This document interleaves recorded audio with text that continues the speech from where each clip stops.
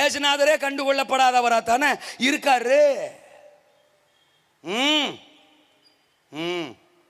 மரியாதை மட்ட அப்படி சொல்றாருன்னா என் வேலை வரல அப்படின்னா, ஏம்மா இந்த வீட்டுக்காரன் உனக்கு கொடுக்குற முக்கியத்துவத்தை கூட எனக்கு என்ன செய்யல, கொடுக்கலம்மா.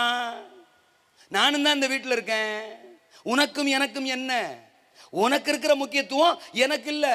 உன்னை கண்டுக்கிற இந்த வீடு என்ன கண்டுக்கல. நம்ம வீட்டில் கூட பிசினஸை பார்த்து ஏசு அப்படித்தான் பேசுவார். பிசினஸே பிசினஸே, உனக்கும் எனக்கும் என்ன. இந்த வீட்டுக்காரனுக்கு நீ தான் முக்கியமா தெரியுத ஒழிய நானே என்ன அவன் கண்டுக்கிறதே இல்லை. 6 நாள் உன்னை கண்டுக்கிறான், ஒரு நாள் ஆகிலும் என்னை கண்டுக்கன்னு சொல்லி பார்க்க. அந்த ஒரு நாள் கூட என்னை கண்டுக்க முடியல, அந்த ஒரு நாளும் சேர்த்து ஒன்னை தான் கண்டுக்கிறான். நான் கிராமத்தான், எங்க ஊர்ல எருவு மாடு வளர்க்குற விசுவாசிகள் நிறைய பேர் இருப்பாங்க.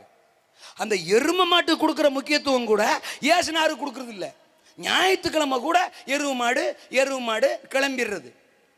அப்ப எருவு மாட்டுட்டு என்ன பேசுவார் ஆண்டவர்? அந்த வீட்டில் எருவு மாடு இருக்கும், ஏசுனாரு இருப்பாரு. எருவு மாடு உனக்கும் எனக்கும் என்ன. இந்த வீட்டுக்காரன் உனக்கு கொடுக்குற முக்கியத்துவத்தை கூட எனக்கு கொடுக்க மாட்டான். காலையிலேருந்து சாயங்காலம் வரைக்கும் உன் பின்னாடியே சுத்துறானே ஒளிய, உன்னை உசுரோட வச்சிருக்கிறதும் நான் தான், அவனை உசுரோட வச்சிருக்கிறதும் நான் தான். நீ பால் கொடுக்குறியா, அந்த பாலை கொடுக்க வைக்கிறதும் நான் தான். நீ சாணி போடுறியா, அந்த சாணியை போட வைக்கிறதும் நான் தான்.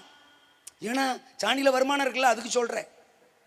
எங்கள் ஏரியாக்கெல்லாம் பார்த்தா சில ஆளுங்க கூடையோட எருவு மாட்டுக்கு பின்னாடியே போகும். ஏன்னா தோத்திரம் வேற ஒருத்தன் பொறிக்கிற கூடாதுன்னு சாணியை பொறுக்கி கொஞ்சம் வைக்கல போட்டு குழப்பி ஊரா விட்டு சோகத்தில் ரவுண்டாக ராட்டி தட்டி சாயங்காலம் போல் பிடுங்கி ஒரு ராட்டி 5 ரூபா 10 ரூபான்னு சேல்ஸ் பண்ணுது கிளவி தோத்திரம். என்ன பேச்ச காணும்? செபக்குறிப்பு வரும் பலிபீடத்துக்கு, பாஸ்டர் எங்கள் மாடு சாணி ஓட மாட்டேக்கு. செபக்குறிப்பு அப்படின்னா என்ன அர்த்தம்? சாணியில் கலெக்ஷன் இருக்குன்னு அர்த்தம். அப்போ அது பாதிப்பு வருதுன்னு உடனே தான் செபக்குறிப்பு வருது. நாங்க எல்லாத்துக்கும் ஜெபிக்க வேண்டியதா இருக்கு. இயேசுவின் நாமத்தில் பால் வருவதாக, எருமாட்டில் இயேசுவின் நாமத்தில் சாணி போடுவதாக. ஆனா ஆண்டவர் பாருங்க எல்லா ஜெபத்தையும் கேட்கிறாரு. அல்லையா சொல்லுங்க, அவர் மாதிரி நல்லவர் யார் இருக்கா? ஆக மொத்தம் எருவு மாட்டிட்ட பேசுவார்.